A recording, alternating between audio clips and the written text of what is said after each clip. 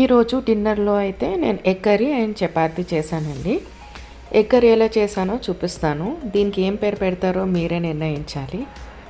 నేను నార్మల్గా పులుసు అండ్ ఆనియన్ గ్రేవీ ఇలా కర్రీ చేస్తాను. ఈరోజు అయితే కొంచెం డిఫరెంట్గా ఈ విధంగా ట్రై చేశాను. మీరు కూడా ట్రై చేయండి. అండ్ దీనికి ఒక పేరు కూడా కంపల్సరీ మీరే పెట్టాలి. ఒక మిక్సీ జార్ తీసుకోండి. అందులో 2 ఆనియన్స్ని చిన్నగా పీసెస్ కట్ చేసుకొని ఇందులో వేసుకోండి. అలాగే 5 or 6 గ్రీన్ చిల్లీస్, కొద్దిగా జింజర్, 2-3 గార్లిక్ క్లోవ్స్, కొద్దిగా పెప్పర్ యాడ్ చేసుకొని అండ్ కొద్దిగా మునగాకు కూడా యాడ్ చేసుకోవాలి. తగినన్ని నీళ్ళు పోసుకొని మెత్తగా పేస్ట్ చేసుకొని పక్కన పెట్టుకోండి. ఇప్పుడు స్టవ్ మీద ఒక ప్యాన్ పెట్టుకోండి. ప్యాన్ బాగా వేడయ్యాక ఇందులో కొంచెం ఆయిల్ యాడ్ చేసుకోవాలి. ఆయిల్ బాగా వేడైన తర్వాత ఇందులో కొద్దిగా ఉప్పు, ఒక చిటికెడు పసుపు, కొద్దిగా కారం వేసుకొని బాయిల్ చేసుకున్న గుడ్లను ఇందులో యాడ్ చేసుకోవాలి. ఈ గుడ్లను కూడా మనం మధ్యలో ఘాట్లు పెట్టుకొని ఈ ఆయిల్లో ఫ్రై చేసుకోవాలి. లైట్ బ్రౌన్ వచ్చేంత వరకు ఫ్రై చేసుకొని ఎగ్స్ని తీసుకొని పక్కన పెట్టుకోవాలి. చూడండి, ఈ విధంగా ఫ్రై చేసుకోవాలి. ఇప్పుడు ఎగ్స్ అన్నీ బాగా ఫ్రై అయిపోయాయి.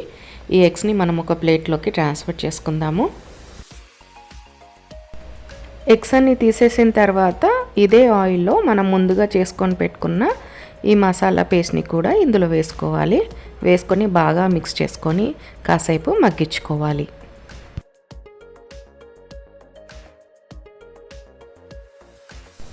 ఇందులోనే మనం మసాలా పొడిలను యాడ్ చేసుకోవాలి. ఒక 1/2 స్పూన్ జీరా పౌడర్, ఒక 1/2 spoon garam masala and 1/2 spoon ధనియా పౌడర్ యాడ్ చేసుకొని బాగా మిక్స్ చేసుకొని ఇంకొంచెం సేపు మగ్గించుకోవాలి.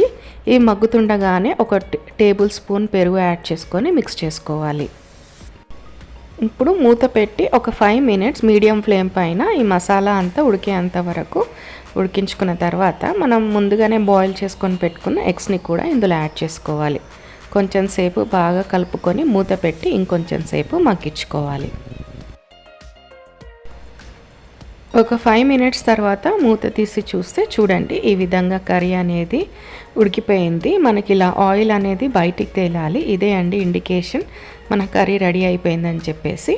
సో మనం బాగా మిక్స్ చేసుకొని ఒక సర్వింగ్ బౌల్లోకి ట్రాన్స్ఫర్ చేసుకుంటే మన కర్రీ అనేది రెడీ అయిపోతుంది.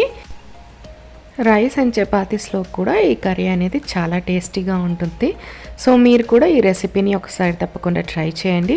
అండ్ మరిన్ని అప్డేట్స్ కోసం నా ఛానల్ని సబ్స్క్రైబ్ చేసుకోండి. Thank you very much and keep watching my videos. Bye.